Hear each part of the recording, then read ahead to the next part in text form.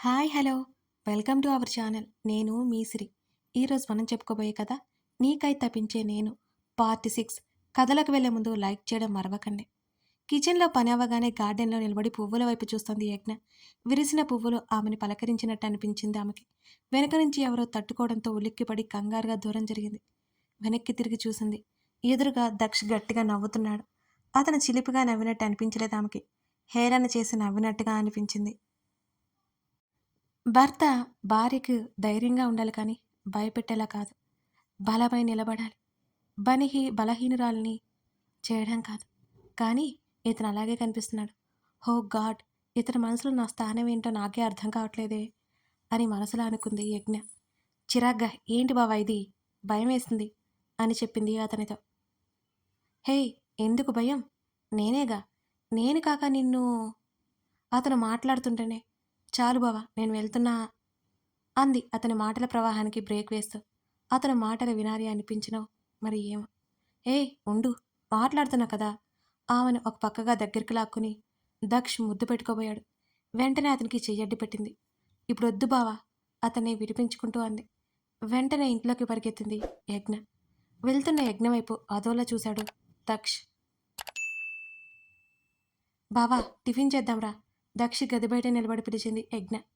5 minutes లోపల నుండి చెప్పాడు అతను. డైనింగ్ టేబుల్ మీద టిఫిన్ సర్దేసింది యజ్ఞ. దక్ష వచ్చాక ఇద్దరికి వడ్డించింది. ఏవేవో మాట్లాడుకుంటూ తినేశారు. నేను వెళ్ళొస్తా నవ్వుతూ చెప్పాడు. సండే కదా, ఇవాళ ఆఫీస్ ఉందా? ఆశ్చర్యంగా అడిగింది యజ్ఞ. అది యజ్ఞ ఫ్రెండ్స్ బయటికి వెళ్దామన్నారు, వెళ్ళనా అని అడిగాడు నెమ్మదిగా. తన పర్మిషన్ అడిగేసరికి ఆశ్చర్యపోయిందామె. అంటే అతనికి భార్యకి చెప్పాలన్న బాధ్యత ఉందా? ఆశ్చర్యం ఇంకా ఆమె మనసులోనే అనుకుంది. అంది యజ్ఞ. వచ్చేసరికి లేట్ అవుతుంది, అమ్మకు చెప్పకు అని అన్నాడు దక్ష్. ఇందుకోసమా నా పర్మిషన్ అడిగాడు అని మనసులో అనుకుని అలాగే అంది యజ్ఞ.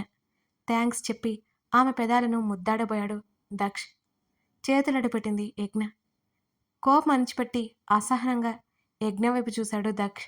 బావా అత్తయ్య ఇప్పుడే వద్దంది అని అంది నెమ్మదిగా. ఓకే బాయ్ అని చెప్పి అక్కడి నుంచి చిరాగ్గా వెళ్ళిపోయాడు నేత్ర దక్ష్. దక్ష్ వెళ్ళాక గదిలోకి వెళ్ళి ఆలోచన నడుమ నలిగిపోయింది యజ్ఞ. ఏ క్షణం ఎలా ఉండబోతుందో ఎవరికి తెలుసు. ఒకసారి విధి పగబట్టేస్తే పరిస్థితి ఏంటి? ఇలా జరుగుతుందని కలగంటామా? లేదు కదా. ఒకేసారి భరించలేనంత బాధ కలుగుతుందని తెలిస్తే గిరిగీసుకుని కూర్చుంటామా? కాదంటారా? నేనెందుకు ఇలా ప్రవర్తిస్తున్నా? బావా నా హస్బెండే కదా. అతని దగ్గరికి వెళ్తే ఎంత ఇబ్బందిగా అనిపిస్తుంది ఎందుకు? నేనే అతన్ని తప్పుగా అనుకుంటున్నానా? నా ఆలోచనలు తప్పా? ఓ గాడ్! నేను తనని జీవితాంతం కలిసి ఉండబోయే నా భర్త తను. నేనే తప్పుగా ఆలోచిస్తున్నానేమో. నెగిటివ్ థాట్స్ తీసేసి పాజిటివ్గా ఉండాలి అనుకుని ప్రశాంతంగా నిద్రకు ఉపక్రమించింది యజ్ఞతులసి. మరికొన్ని గంటల్లో ఆమె జీవితంలో అల్లకల్లోలం జరిగే క్షణాలు రాబోతున్నాయని ఆమెకేం తెలుసు? నిన్న రాత్రి దక్ష్ నిద్రపోయాక అతని మొబైల్కి వచ్చిన నోటిఫికేషన్ గురించి ఆలోచిస్తోంది యజ్ఞ. Baby I'm waiting for you అని ఉంది ఆ మెసేజ్. కమ్ ఫాస్ట్ అని కొన్ని ఏమోజీ సింబల్స్ ఉన్నాయి. చూద్దామంటే స్క్రీన్ లాక్ ఉంది. అసలు ఎవరు అమ్మాయి? అలా ఎలా మెసేజ్ పెట్టింది? ఒకవేళ ఫ్రెండ్ ఏమో? అబ్బా ఏంటిది, రోజుకో కొత్త డౌట్స్ అనుకుంది తల పట్టుకునే యజ్ఞ. రాత్రి 12 గంటల సమయం. అప్పటి వరకు దక్ష కోసమని ఎదురు చూసి నిద్రలోకి జారుకుంది యజ్ఞ. తన దగ్గర స్పేర్ కీ ఉండడంతో డోర్ ఓపెన్ చేసుకుని లోపలికి వచ్చాడు దక్ష్. అతని అడుగులు తడబడుతున్నాయి. ఇల్లంతా నిశ్శబ్దం. వెలుతురు కూడా ఎక్కువగా లేదు. స్టెప్స్ ఎక్కి ఒక గదిలోకి వెళ్ళాడు. ప్రశాంతంగా నిద్రపోతుంది యజ్ఞ. డార్క్ వైలెట్ కలర్ శారీలో చాలా చక్కగా ఉంది యజ్ఞ. ఆమెను చూస్తూ అడుగులు బెడ్ వైపుకి వేశాడు దక్ష్. యజ్ఞ పక్కన పడుకుని ఆమెను కౌగిలించుకున్నాడు. మెలకువ వచ్చి గట్టిగా అరిచింది యజ్ఞ. అతను కూడా ఆమెకు ఎదురుగా కూర్చొని ఆమె ముఖాన్ని చేతుల్లోకి తీసుకున్నాడు. భయంగా చూస్తూ బావా ఏం చేస్తున్నావు వదులు అని చిన్నగా చెప్పింది. అతను తాగి ఉన్నాడని అర్థమైంది. అదేమీ వినిపించుకునే స్థితిలో లేడు దక్ష. ఆమెకి అర్థమయ్యి అతన్ని విదిలించి వెళ్ళబోతుంటే ఆమె చెయ్యి మరింత గట్టిగా పట్టుకున్నాడు. ఆమెను వెళ్ళనివ్వకుండా అడ్డుకున్నాడు. బావా వదులు, ఇప్పుడు ఇది కరెక్ట్ కాదు, ఇంకా టైం ఉంది అని అంది బెడ్ మీద నుంచి దిగి. విసురుగా లేచి, ఏంటే వదులు వదలని గింజుకుంటున్నావు? నీ మొగున్నే కదా అన్నాడు ఆమె బుగ్గలు వత్తిపట్టి. ఆ నొప్పికి కళ్ళల్లో నీళ్లు తిరిగాయి. బావా, నొప్పిగా ఉంది అని చిన్నగా చెప్పింది యజ్ఞ. యజ్ఞ చీర పట్టి లాగి ఆమె చీర గట్టిగా పట్టుకుంది భయంగా. దక్ష్ గట్టిగా లాగడంతో అతనికి దగ్గరగా వెళ్ళింది. ఆమెని బలవంతంగా కౌగిలించుకోబోయాడు దక్ష్. అతని చెంప మీద కొట్టింది యజ్ఞ. కోపంతో రాక్షసుడిలా మారాడు దక్ష్. మొదటిసారి ఒక రాక్షసుని దగ్గరగా చూసినట్టు అనిపించి భయంతో వణికిపోయింది యజ్ఞ. అసలే తాగి ఉన్నాడు. విచక్షణ కోల్పోయి మొగుడు అని చూడకుండా నన్నే కొడతావా అని మెడపట్టి ముందుకు తోశాడు. వెళ్ళి గోడకి తల కొట్టుకుని నుదురు చిట్లి రక్తం వస్తోంది. కళ్ళు మూతలు పడుతుంటే మసకబారుతున్నాయి ఆమెకు. దక్ష మీదకొస్తున్నాడు. కళ్ళల్లో నీళ్లు జలజల రాలిపోతున్నాయి. ఏం చేయలేని నిస్సహాయత. ఎందుకో ఆమె మనసు అతన్ని అంగీకరించట్లేదు. ఎదుర్కోవాలని మనసు బలంగా అనుకుంటోంది. ఎదుర్కోలేక శరీరం నిస్సత్తువ ఆవహించింది యజ్ఞని. చేతికేదో తగిలింది. కాసేపటికి స్పృహ తప్పిపోయింది యజ్ఞ. జీవితం నీది, నిర్ణయం నీది. నీ జీవితాన్ని శాసించే హక్కు ఎవరికి లేదు. తప్పొప్పులని అధిగమించి నిర్ణయం తీసుకో. అప్పుడే నీ జీవితంలోకి ముందుకెళ్ళగలవు. ఏమీ చేయలేని నిస్సహాయత. ఎందుకో ఆమె మనసు అతన్ని అంగీకరించలేకపోతుంది. ఎదుర్కోవాలని మనసు బలంగా అనుకుంటోంది. ఎదుర్కోలేక శరీరంలో నిస్సహాయత ఆవహించింది యజ్ఞకి. చేతికేదో తగిలింది. కొంచెం కొంచెం స్పృహ తప్పిపోతోంది యజ్ఞ. చేతికి దొరికిన వస్తువుని తీసుకుని దక్ష మీదకి విసిరింది మసకబారిన కళ్ళతో చూస్తూనే. ఆమె కళ్ళకి పూర్తిగా చీకటి ఆవహించింది. స్పృహ తప్పి పడిపోయింది యజ్ఞ తులసి. తెల్లవారుజామున 4 గంటల సమయం అది. తల బరువుగా అనిపించి లేచి కూర్చుంది. మెల్లగా కళ్ళు తెరిచి చుట్టూ చూసింది. ఆమెకు జరిగింది గుర్తుకు వచ్చి ఉలిక్కిపడి దక్షి కోసం వెతికింది. బెడ్ మీద అడ్డంగా పడుకుని ఫుల్గా నిద్రలో ఉన్నాడు దక్ష్. రూమ్లో ఎక్కడ వస్తువులు అక్కడ చిందరవందరగా పడుంటే సర్ది బయటికి వెళ్ళబోయేంతలో దక్ష్ ఫోన్ కింద పడ్డట్టు ఆమె కాళ్ళకి తగిలింది. దాన్ని చేతుల్లోకి తీసుకుని ఆన్ చేసింది. స్క్రీన్ లాగుండడంతో అక్కడే టేబుల్ మీద పెట్టి మెల్లగా ఒక డ్రెస్ తీసుకొని అక్కడి నుంచి వెళ్ళిపోయింది యజ్ఞ. స్టెప్స్ దిగి కింద ఉన్న గదిలోకి వెళ్ళి డోర్ లాక్ చేసుకుంది యజ్ఞ. తలుపుకి అలాగే జారపడి కింద కూర్చునిపోయింది. ఎంతకీ ఆమెకి వణుకు తగ్గలేదు. గుండె వేగం భయంతో పెరుగుతూనే ఉంది. గంట సేపటికి కూడా మామూలు మనిషి కాలేకపోయింది యజ్ఞ తులసి. ఆలోచించడానికి కూడా ఆమె మెదడు సహకరించట్లేదు ఆమెకి. అలాగే కళ్ళు మూసుకుని కూర్చుంది యజ్ఞ. ఎంతకీ అవే ఆలోచనలు కళ్ళ ముందు మెదులుతున్నాయి యజ్ఞలు. ఎదురుగా దక్షు ఉన్నట్టే ఉంది. భయంగా అనిపిస్తోంది. వెంటనే బాత్రూంలోకి వెళ్ళి షవర్ కింద నిలబడింది. అయినా గుండె వేగం తగ్గలేదామె. స్నానం చేసి వచ్చిందే కానీ దేవుని గది వైపు వెళ్దామంటే దక్షు వస్తాడేమోనని కూడా భయం వేసింది. వెంటనే వాళ్ళ నానమ్మకి ఫోన్ చేసింది యజ్ఞ. తులసమ్మ నవ్వుతూ, యజ్ఞ ఎలా ఉన్నావమ్మా అని ప్రేమగా అడిగింది. బలవంతంగా ఏడుపు ఆపుకొని బాగున్నానమ్మా అంది. గొంతేంటి తల్లి అలా ఉంది? ఆవిడ ముఖంలో నవ్వు చెరిగిపోయింది.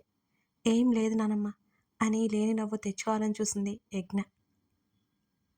నిజం చెప్పు తల్లి, బావా ఏమైనా అన్నాడా అని అడిగింది లాలనగా తులసమ్మ.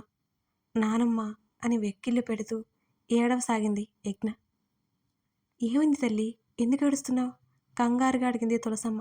ఆవిడ కంట్లో కూడా నీళ్లు తిరిగాయి మనవరాలు అలా ఏడుస్తుండే. చిన్నప్పటి నుంచి ఎప్పుడు యజ్ఞ ఇంతగా ఏడవడం ఆమె చూడలేదు. అది బావా, అది నాతో, ఇంకేం చెప్పాలో అర్థం కాలేదు ఆమెకి. నీతో భయంగా అడిగింది. అది రాత్రి తొందరపడ్డాడు, నేను నెట్టేసి వచ్చేసా అంది. జరిగింది అది చెప్పకుండా ఏడ్చుకుంటూ. కంగారు దిగిపోయింది తులసమ్మకి. వీడేదో చిలిపి పని చేసి ఉంటాడులే, ఇది భయపడి ఉంటుంది అని మనసులో అనుకుని, దానికి ఏడిస్తే ఎలానే తల్లి చెప్పు, నువ్వేం బాధపడకు, సరదాగా నిన్ను ఏడిపిద్దామని అలా భయపెట్టుంటాడు. భార్య భర్తలు అన్నాక అలాగే ఉంటారు, దీనికి భయపడితే ఎలా? పోనీ వాడితో మాట్లాడినా అని అడిగింది తులసమ్మ. వద్దు నానమ్మ వద్దు అంది వెంటనే. సరే అడగనులే సన్నాసిని, పోనీ మన ఇంటికి వస్తావా, నాన్నని పంపించినా అని అడిగింది తులసమ్మ. అవసరం లేదులే నానమ్మ, చిన్నప్పటి నుంచి చూస్తున్న బావే కదా, ఎందుకో భయపడ్డాను. ఇప్పుడు నీతో మాట్లాడాక ధైర్యంగానే ఉంది. సరే ఉంటాను అని అంది యజ్ఞ. జాగ్రత్త తల్లి అని కాల్ కట్ చేసింది తులసమ్మ. ఆలోచనలో పడింది యజ్ఞ. నేనేంటి ఇంతలా ఇదైపోతున్నాను? అసలు అతను నా భర్తే కదా, ఎప్పటికైనా దగ్గర కావాల్సిన వాడే కదా. నేనెందుకు ఇంత భయపడుతున్నాను అతనికి? తనని కనీసం దగ్గరికి కూడా రానివ్వలేకపోతున్నాను. ఎందుకు? నాకే అర్థం కావడం లేదే. ముహూర్తానికి సమయం ఉందనా? లేదా ఇంకా వేరే కారణమా? No no no no. నేను రాంగ్ థింక్ చేస్తున్నా. వేరే ఏముంటుంది? ఉండదు. బావంటే నాకు ఇష్టమే కదా. నిజంగానే ఇష్టమేనా? ఆ, నాకు ఇష్టమే. బావంటే ఇష్టమే. ఆమెకి ఆమె సర్ది చెప్పుకుంటూ ఆలోచిస్తుంది యజ్ఞ. బావ ఇంకా లేవలేదు అంటే గాడ్. ఆమె పైకి పరిగెత్తింది. బావా లే, బావా లే. దక్షిణి తట్టి లేపుతూ పిలిచింది. మెల్లిగా కళ్ళు తెరిచాడు. వెనక్కి 2 అడుగులు వేసింది యజ్ఞ. లోపల కంగారు పడుతూ. దక్షికి యజ్ఞని చూడగానే ఫ్లాష్ వెలిగింది ఒక్కసారిగా. రాత్రి జరిగిందేంటో. యజ్ఞకి ఏం చెప్పాలి? అందరికీ చెప్పి గోలగోల చేయదు కదా అని మనసులో అనుకున్నాడు దక్ష. బావా భయం భయంగా చూస్తూ అంది యజ్ఞ. లేచి తలపట్టుకుని యజ్ఞ నాకేమైంది అన్నాడు ఏమీ గుర్తులేనట్టుగా దక్ష. ఆశ్చర్యపోతూ దక్ష వైపు చూస్తుంది యజ్ఞ. అతడు మామూలు రచ్చ చేశాడా మరి? ఆశ్చర్యపోకుండా ఎలా ఉంటుంది? అతను అలా అడుగుతూ ఉంటే. నీకు ఏం గుర్తులేదా బావా? అదే ఆశ్చర్యంతో అడిగింది. ఏం జరిగింది యజ్ఞ? నేను ఇంటికి ఎలా వచ్చానో కూడా గుర్తులేదు అసలు. తల పట్టుకున్నాడు. నీకు ఏం గుర్తులేదా? అసలు నిన్నెక్కడికి వెళ్ళావు అని అడిగింది యజ్ఞ. ఫ్రెండ్ ఇంట్లో డిన్నర్కి వెళ్ళాను యజ్ఞ. వచ్చేటప్పుడు సాఫ్ట్ డ్రింక్ అని ఏదో ఇచ్చారు, అది తీసుకున్నాను. ఆ తర్వాత ఇంటికి వచ్చి పడుకున్నాను అంతే కదా అమాయకంగా చెప్పాడు దక్ష్. దక్ష్ చెప్పేది నమ్మబుద్ధి కావట్లేదు యజ్ఞకి. మళ్ళీ నిజమేనేమో అని కూడా అనిపిస్తోంది ఆమెకి. సరే బావా నువ్వు వెళ్ళు, రెడీ అయ్యిరా, టిఫిన్ చేస్తాను అని అంది యజ్ఞ. సరే అని తన రూమ్లోకి వెళ్ళిపోయాడు నేత్ర దక్ష్. నైట్ జరిగింది ఒకసారి గుర్తు తెచ్చుకుంది యజ్ఞ. దక్ష మీదకి రావడంతో ఏం చేయాలో ఆమెకు అర్థం కాక నిస్సత్తువ ఆవహిస్తుంటే చుట్టూ చేతులతో తడమగా ఫ్లవర్ వేస్ తీసుకుని చేతికి చిక్కింది. దాన్ని తీసుకుని దక్ష మీద విసిరింది. దాంతో దక్ష అసలే తాగి ఉన్నాడు కాబట్టి తలకి తగలడంతో తల తిరిగి వెనక బెడ్ మీద అడ్డం పడిపోయాడు. నుదురు చిట్లేసరికి యజ్ఞ కళ్ళు మూసుకొని పోతున్నాయి. గాడ్, ఇదొక ప్రమాదంలా అనిపిస్తోంది నాకు. భార్య భర్తనని ఎందుకు అనిపించడం లేదు నాకు? అసలేమవుతోంది? నేనే తప్పుగా ఆలోచిస్తున్నా. ఒక భార్యలా ఉండట్లేదు నేను. ఇప్పటి నుంచి బావతో అన్నీ షేర్ చేసుకోవాలి. బావని అర్థం చేసుకోవడానికి ప్రయత్నించాలి అనుకుని కిచెన్లోకి వెళ్ళింది యజ్ఞ. 2 రోజులు గడిచాయి. అంటి ముట్టనట్టున్నాడు దక్ష్. యజ్ఞలో కొంచెం అనుమానం మొదలైంది. ఏదో ఉందని ఆమెకు అర్థమవుతుంది. దక్ష్ టిఫిన్ చేస్తున్నాడు. బావా ఒకసారి ఇంటికి వెళ్దామా? నానమ్మ రమ్మంటోంది అని అంది యజ్ఞ. ఆఫీస్లో వర్క్ ఉంది, నేను ఫుల్ బిజీ, నువ్వు వెళ్ళి వచ్చే యజ్ఞ, డ్రైవర్ తీసుకెళ్తాడు సరేనా అని సర్ది చెప్తున్నట్టు అన్నాడు దక్ష్. ఆమె ఊహించిన సమాధానం రాగానే అలాగే నేను వెళ్ళి 2 రోజులు ఉండొస్తా అంది. నీ ఇష్టం అని తిని బాయ్ చెప్పి వెళ్ళిపోయాడు దక్ష్. ఇంటికి వెళ్ళిపోయింది యజ్ఞ. నానమ్మ అని హత్తుకుంది. ఎలా ఉన్నావు తల్లి? తులసమ్మ ఎదురొచ్చింది. బాగున్నాను. నానెక్కడా? కాలేజ్ నుంచి ఇంకా రాలేదు కానీ నా మనవడెక్కడా అని అడిగింది తులసమ్మ కాస్త అయోమయంగా. తనకి కుదరదంట, అందుకే నేను వచ్చాను అంది యజ్ఞ. ఒక్కడినే వదిలేసి వచ్చావా అంది తులసమ్మ ఆశ్చర్యంగా. బావే వెళ్ళమన్నాడు. లోపలికి వెళ్ళిపోయింది యజ్ఞ తులసి. ఏంటో ఈ పిల్ల, వీళ్ళిద్దరూ సక్రమంగా ఉన్నట్టు లేరే. ముహూర్తం కుదరకపోయా కనీసం మాట్లానే ఉన్నాయో లేవో. ఏవేవో ఆలోచనల మధ్య గడిపింది తులసమ్మ. నాన్న, రామకృష్ణ గారిని చుట్టేసింది వచ్చి రాగానే. ఎలా ఉన్నావురా నవ్వుతూ అడిగాడు. కూతురు తలనిమిరాడు రామకృష్ణ. బాగున్నా నాన్న, మీరు బాగా గుర్తొచ్చారు అంది. ఆమె కళ్ళల్లో నీళ్లు తలుక్కుమన్నాయి. ఆయన నవ్వి, అమ్మా యజ్ఞకి వడ్డించు, నేను వస్తున్నా. నాన్న, మీరు నన్ను చూడ్డానికి ఎందుకు రాలేదు అసలు అని అడిగింది యజ్ఞ. చిన్నపిల్లలా అలిగినట్టు ఆమె ముఖం పెట్టింది. అత్త బావ ఉన్నారుగా, వాళ్ళు చూసుకుంటారన్న ధైర్యం అమ్మా. అందుకే నీ పెళ్లి పనుల్లో పడి కాలేజీని సరిగ్గా వెళ్ళలేదుగా, అందుకే ఇప్పుడు ఫుల్ బిజీ అని నవ్వారు. ఓ అవునా, సరే పద తిందాం. అక్కడే 2 రోజులు గడిపింది యజ్ఞ. విచిత్రం ఏంటో గాని దక్ష అసలు గుర్తు రాలేదు ఆమెకి. తర్వాత రోజు బస్సులో బయలుదేరింది యజ్ఞ. బస్టాండ్లో దిగి దక్షకి కాల్ చేద్దామని ఫోన్ తీసి ఎదురుగా దక్షను చూసి ఆమె ఆశ్చర్యపోయింది. రోడ్డుకి అవతల వైపు ఒక అమ్మాయి దక్ష ఉన్నారు. ఆ అమ్మాయి దక్షని హక్ చేసుకుని బుగ్గ మీద ముద్దు పెట్టి వెళ్ళిపోయింది. నవ్వుకుంటూ ఆమెకి బాయ్ చెప్తున్నాడు దక్ష్. మొదట ఫ్రెండ్స్ అనుకుంది కానీ వాళ్ళని అలా చూడగానే ఆమె కళ్ళల్లో నుండి నీళ్లు జలజల రాలే. ఆమె నమ్మలేనట్టు చూస్తుంది. దక్షకి కాల్ చేసింది. అతని వైపే చూస్తూ కంగారుగా హలో యజ్ఞ అని అన్నాడు దక్ష్. బావా నేనొచ్చాను. బస్ స్టాండ్లో ఉన్నాను. నన్ను పిక్ చేసుకో. ఇంతకీ నువ్వెక్కడున్నావు అని అడిగింది. నేనెక్కడుంటా, ఆఫీస్లో ఉంటా తడపడుతూ చెప్పాడు దక్ష్.